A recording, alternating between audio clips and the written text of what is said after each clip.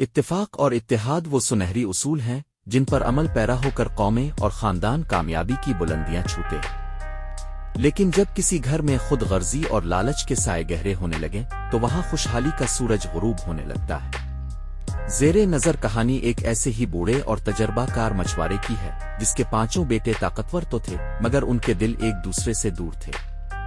یہ کہانی ہمیں سکھاتی ہے کہ کس طرح انفرادی دوڑ انسان کو شکست سے دوچار کرتی ہے اور کیسے باہمی تعاون ناممکن کو ممکن بنا دیتا ہے۔ آئیے دیکھتے ہیں کہ بوڑھے رحیم نے اپنے بیٹوں کو زندگی کا سب سے بڑا سبق کیسے سکھایا۔ بوڑھا مچھوارا اور اس کے 5 بیٹے، لالچ کا انجام اور اتحاد کی جیت۔ ایک خوبصورت بستی میں جو ایک عظیم اور بکھرے ہوئے دریا کے کنارے بسی تھی، رحیم نامی ایک بوڑھا مچھوارا رہتا تھا۔ رحیم نے اپنی پوری زندگی لہروں سے لڑتے ہوئے گزاری تھی اور وہ مچھلیاں پکڑنے کے فن میں استاد مانا جاتا تھا۔ اس کے 5 بیٹے تھے، اسلم، اکرم، ساجد، ماجد اور زاہد۔ 5 جوان اور کثرتی جسم کے مالک تھے، لیکن ان کے درمیان ایک بہت بڑی دیوار حائل تھی، لالچ اور خود غرضی کی دیوار۔ وہ کبھی ایک کشتی میں بیٹھ کر شکار پر نہیں جاتے تھے کیونکہ ہر ایک چاہتا تھا کہ سب سے زیادہ مچھلیاں اس کے ہاتھ لگیں اور وہ سارا منافع اکیلا رکھے۔ رحیم بوڑھا اور بیمار ہو رہا تھا، اسے ڈر تھا کہ اس کے بیٹوں کا یہ لالچ انہیں برباد کر دے گا۔ ایک صبح اس نے ایک انوکھا فیصلہ کیا اور 5 کو کر کہا، میرے بیٹوں، آج تم سب اپنی اپنی چھوٹی کشتیوں میں الگ الگ دریا میں جاؤ۔ جو سب سے زیادہ مچھلیاں لائے گا میں اسے اپنی زندگی کی سب سے قیمتی نشانی دوں گا۔ سب سے بڑا بیٹا اسلم گہرے پانی میں گیا۔ اسے مچھلیوں کا ایک بہت بڑا جھنڈ نظر آیا۔ اس نے سوچا کہ اگر یہ سب مچھلیاں وہ اکیلا پکڑ لے تو وہ بستی کا سب سے امیر آدمی بن جائے گا۔ اس نے بڑا جال پھینکا لیکن مچھلیاں اتنی زیادہ تھیں کہ اکیلے اسلم سے جال سنبھالا نہ گیا۔ اس نے بھائیوں کو مدد کے لیے نہ پکارا کہ کہیں حصہ نہ بچ جائے۔ نتیجہ یہ ہوا کہ مچھلیوں کے زوردار جھٹکے سے قیمتی جال پھٹ گیا اور اسلم خالی ہاتھ رہ گیا۔ دوسرا بیٹا اکرم تیز لہروں کی طرف نکل گیا۔ وہ خود کو سب سے بہتر ملا سمجھتا تھا اور زیادہ شکار کے چکر میں دریا کے بیچ جا پہنچا جہاں ایک خوفناک بھنور بن رہا تھا۔ اکرم کی چھوٹی کشتی لہروں پر ناچنے لگی۔ اگر کوئی بھائی قریب ہوتا تو وہ اسے بچا سکتا تھا، مگر اکرم لالچ میں اتنا دور نکل آیا تھا کہ کوئی اس کی پکار نہ سن سکا اور وہ بڑی مشکل سے ڈوبتے بچا۔ تیسرا بیٹا ساجد ریتیلے کنارے کے قریب گیا۔ اس نے سوچا کہ یہاں کوئی اور نہیں آئے گا تو سارا شکار اس کا ہوگا۔ سارا دن سورج آگ برسا رہا تھا اور اکیلے ہونے کی وجہ سے اسے باری باری جال ڈالنا اور کشتی سنبھالنا پڑ رہا تھا۔ تھکن اور لالچ نے اسے نڈھال کر دیا اور وہ ایک مچھلی بھی نہ پکڑ سکا۔ چوتھا بیٹا ماجد دریا کے ایک ایسے گوشے میں گیا جہاں پرانی لکڑیاں اور جھاڑیاں پانی سے باہر نکلی ہوئی تھی۔ اس نے دیکھا کہ وہاں مچھلیاں کثرت سے موجود ہیں۔ اس کے دل میں لالچ پیدا ہوا کہ اگر وہ اپنے بھائیوں کو یہاں بلائے گا تو شکار بچ جائے گا۔ اس نے اکیلے ہی بڑا جال پھینک دیا، حالانکہ وہ جانتا تھا کہ ایسی جگہ پر جال سنبھالنے کے لیے کم از کم 2 لوگوں کی ضرورت ہوتی ہے۔ جیسے ہی اس نے جال کھینچا وہ نیچے موجود ایک مضبوط جڑ میں بری طرح پھنس گیا۔ ماجد نے اکیلے اسے نکالنے کی بہت کوشش کی، وہ پانی میں بھی اترا لیکن اکیلا ہونے کی وجہ سے نہ تو وہ کشتی کو لہروں سے بچا پا رہا تھا اور نہ ہی جال نکال پا رہا تھا۔ آخر کار زیادہ مچھلیوں کے لالچ میں اس نے اپنا قیمتی جال بھی گنوا دیا اور روتا ہوا خالی ہاتھ واپس لوٹا۔ سب سے چھوٹا بیٹا زاہد جوش اور لالچ میں سب سے آگے تھا۔ اسے پانی کی سطح پر ایک بہت ہی بڑی اور نایاب مچھلی نظر آئی۔ اسے لگا کہ اگر وہ یہ ایک مچھلی پکڑ لے تو اسے پورے مہینے کام کرنے کی ضرورت نہیں پڑے گی اور وہ اپنے بھائیوں پر اپنی دھاک بٹھا سکے گا۔ اس نے مچھلی کو کانٹا ڈالا اور مچھلی پھنس بھی گئی، لیکن وہ مچھلی اتنی طاقتور تھی کہ اس نے زاہد کی چھوٹی کشتی کو کھینچنا شروع کر دیا۔ زاہد کے پاس اتنا وقت تھا کہ وہ قریب موجود اپنے بھائی ساجد کو مدد کے لیے پکارے، لیکن لالچ نے اس کی زبان بند کر دی کہ کہیں ساجد اس بڑی مچھلی میں حصہ نہ مانگ لے۔ نتیجہ یہ ہوا کہ مچھلی کے زوردار جھٹکے سے زاہد کا توازن بگڑا، کشتی الٹ گئی اور اسے اپنی جان بچانے کے لیے وہ قیمتی شکار چھوڑ کر تیر کر کنارے آنا پڑا۔ 5 بھائیوں کی الگ الگ شکست اور ندامت۔ جب سورج غروب ہونے لگا اور دریا کی لہریں ٹھنڈی پڑنے لگیں تو بستی کے کنارے ایک ایک کر کے 5 کشتیاں نمودار ہوئیں۔ یہ وہ نوجوان تھے جو صبح بڑے فخر اور لالچ کے ساتھ نکلے تھے، لیکن اب ان کی حالت دیدنی تھی۔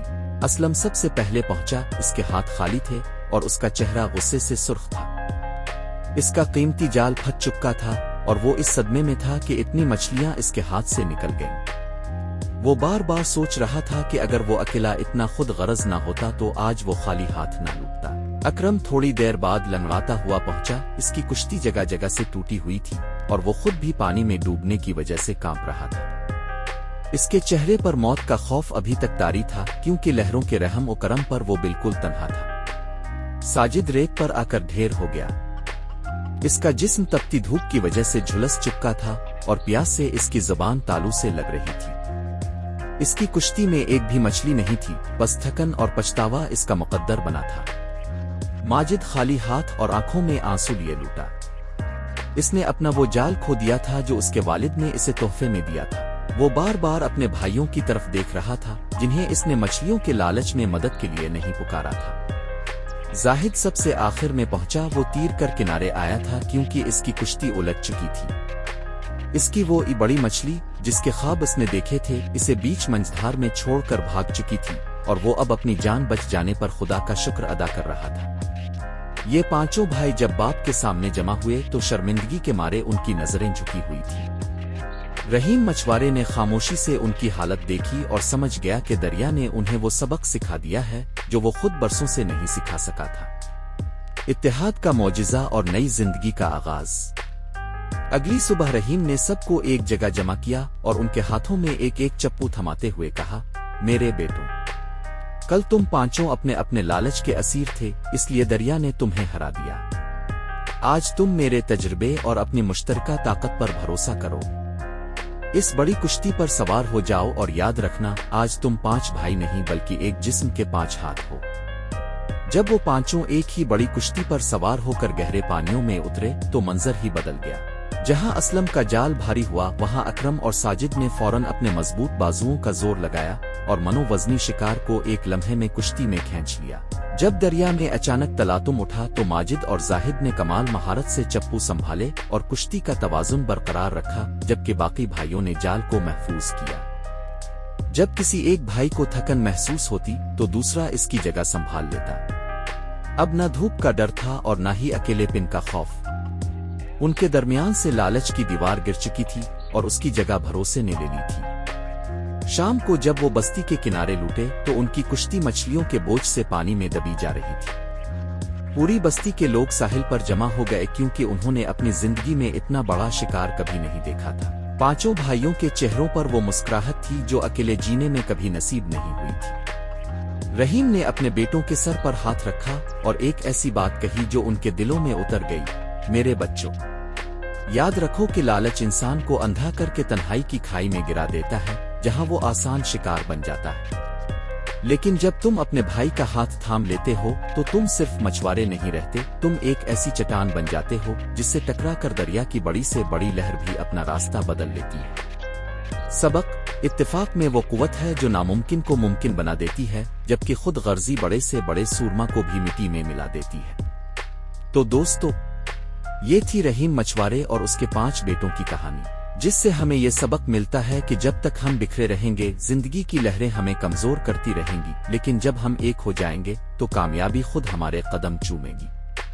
اگر آپ کو آج کی یہ کہانی پسند آئی ہے اور آپ چاہتے ہیں کہ ہم ایسی ہی مزید سبق آموز اور دلچسپ کہانیاں آپ کے لیے لاتے رہیں تو اس ویڈیو کو لائک ضرور کریں اور اپنے دوستوں اور گھر والوں کے ساتھ شیئر کریں تاکہ یہ پیغام سب تک پہنچ سکے۔ ہمارے چینل کو سبسکرائب کرنا اور بیل آئیکن کو دبانا مت بھولیں تاکہ اگلی کہانی کی نوٹیفیکیشن سب سے پہلے آپ کو ملے۔